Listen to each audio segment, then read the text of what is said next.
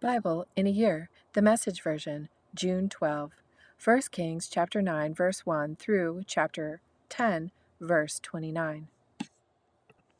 After Solomon had completed building the temple of God and his own palace, all the projects he had set his heart on doing, God appeared to Solomon again, just as he had appeared to him at Gibeon. And God said to him, I've listened and received all your prayers, your ever so passionate prayers. I've sanctified this temple that you have built. My name is stamped on it forever. My eyes are on it, and my heart in it always. As for you, you live in my presence as your father David lived, pure in heart and action, living the life I've set out for you, attentively obedient to my guidance and judgments. Then I'll back your kingly rule over Israel, make it a sure thing on a solid foundation. The same guarantee I gave David, your father, I'm giving you. You can count on always having a descendant on Israel's throne. But if you or your sons betray me, ignoring my guidance and judgments, taking up with alien gods by serving and worshiping them, then the guarantee is off. I'll wipe Israel right off the map and repudiate this temple I've just sanctified to honor my name. And Israel will become nothing but a bad joke among the people of the world. And this temple, splendid as it is now, will become an object of contempt. Visitors will shake their heads, saying, Whatever happened here? What's the story behind this ruin?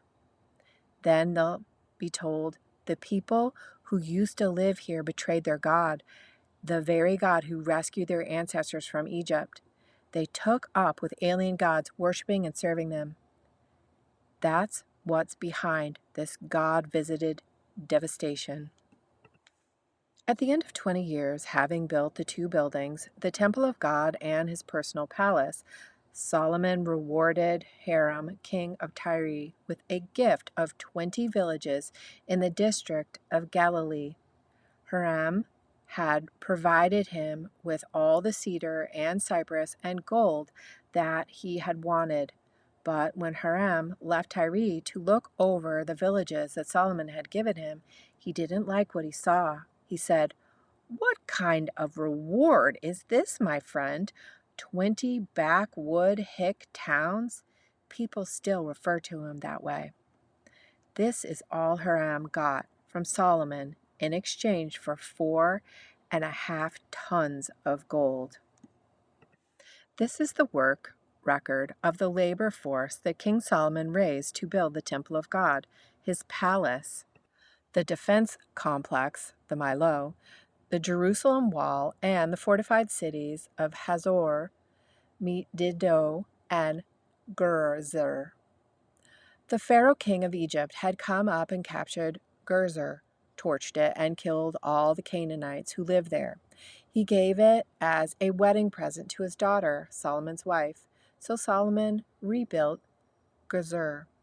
He also built Lower Beth Horon, Baalath, and Tamar in the desert, back country storehouse villages, and villages for chariots and horses.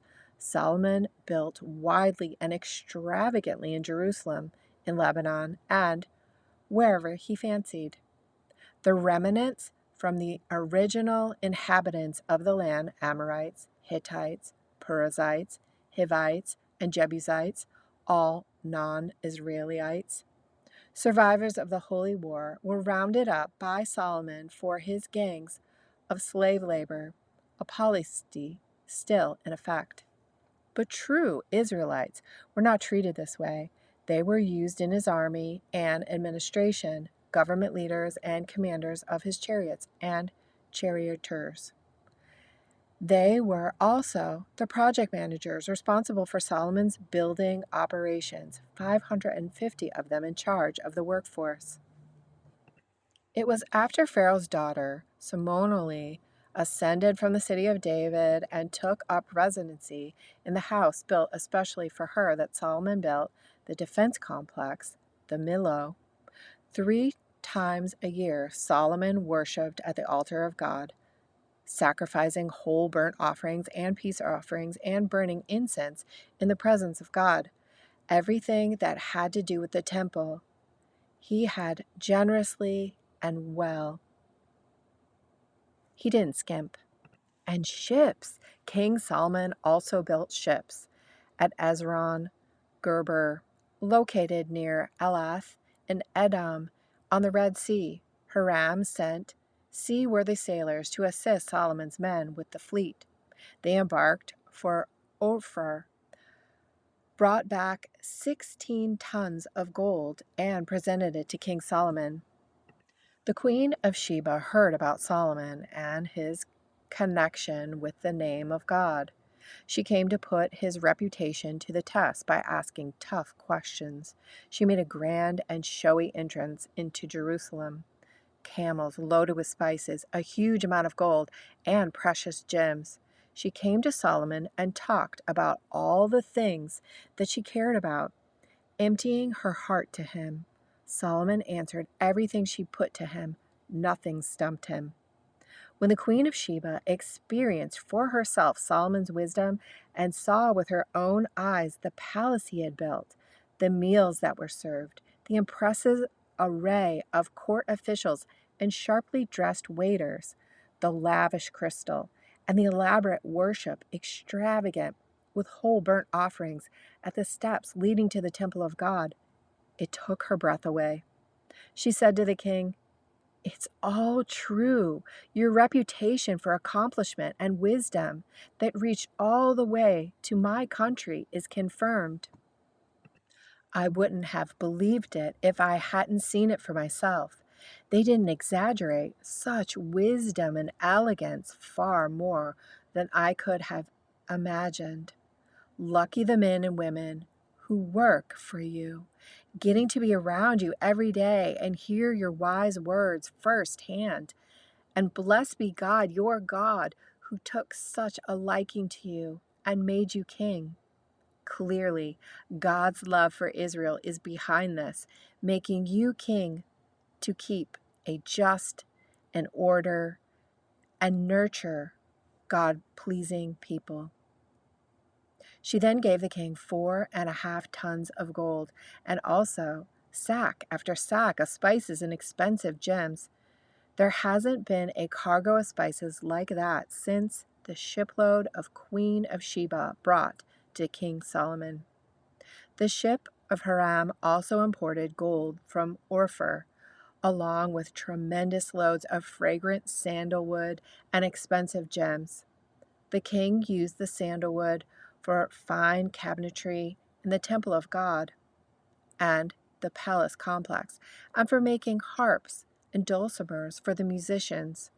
Nothing like that shipment of sandalwood has been seen since.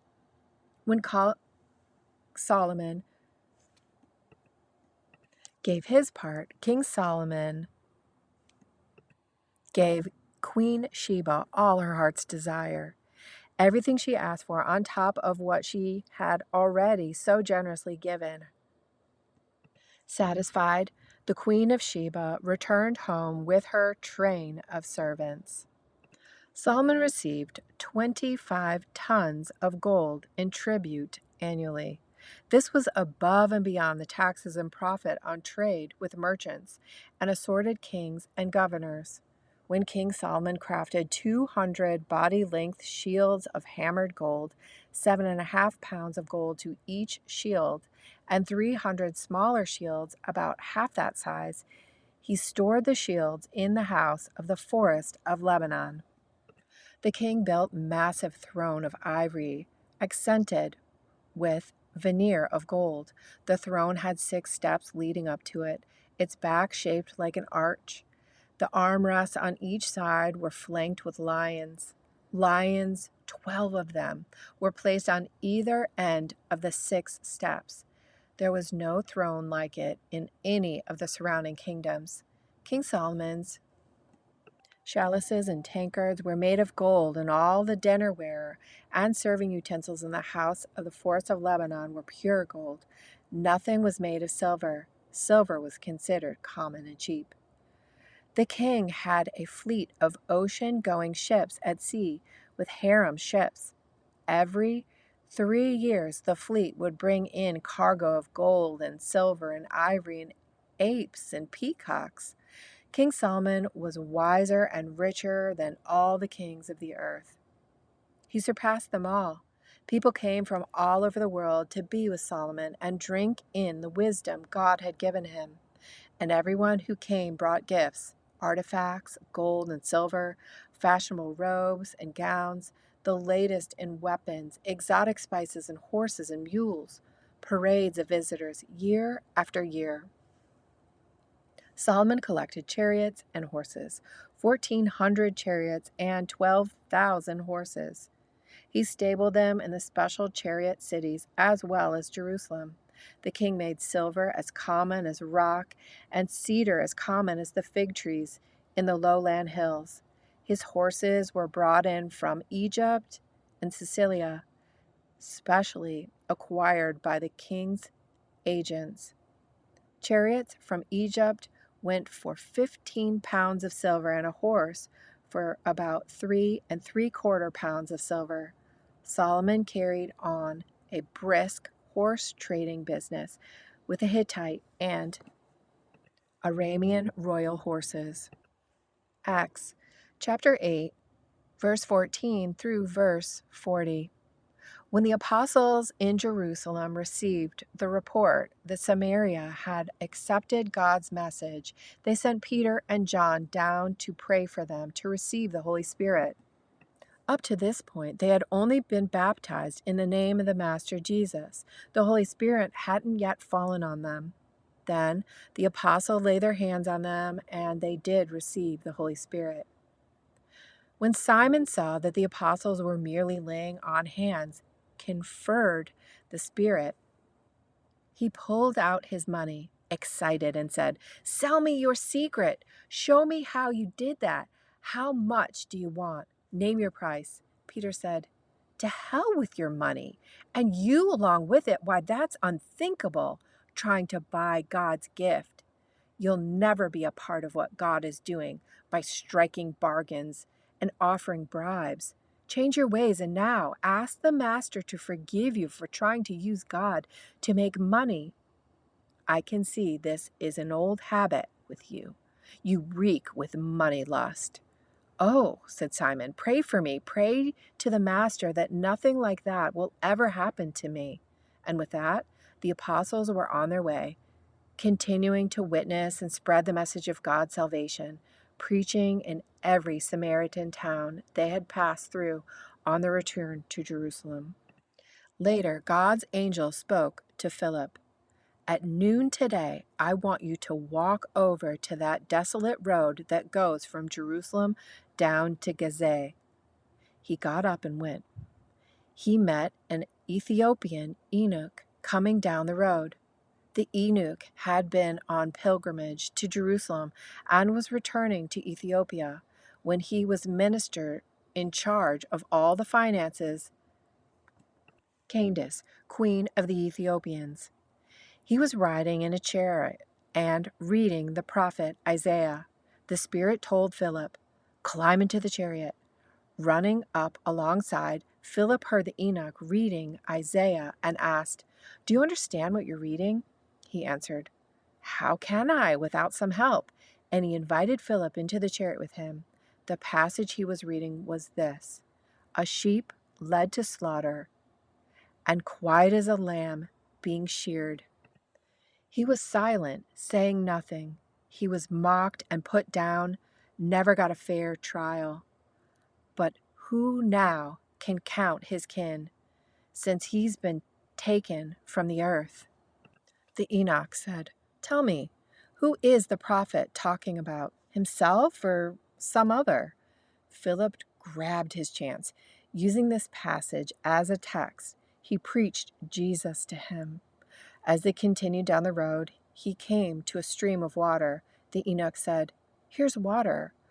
Why can't I be baptized?" He ordered the chariot to stop. They both went down to the water, and Philip baptized him on the spot. When they came up out of the water, the Spirit of God suddenly took Philip off. And that was the last that Enoch saw of him.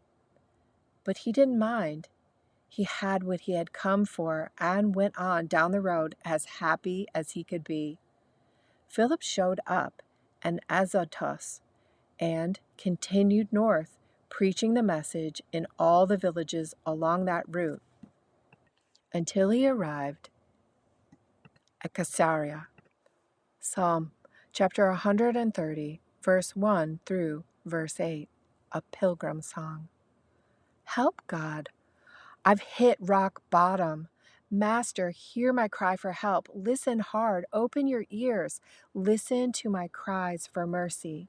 If you, God, keep records on wrongdoings, who will stand a chance? As it turns out, forgiveness is your habit, and that's why we're worshipped. We worship you. I pray to God. My life, I prayer, and I wait for what he'll say and do. My life on the line before God, my Lord, waiting and watching till morning. Yes, waiting and watching till morning. O Israel, wait and watch for God. With God's arrival comes love. With God's arrival comes generous redemption. No doubt about it.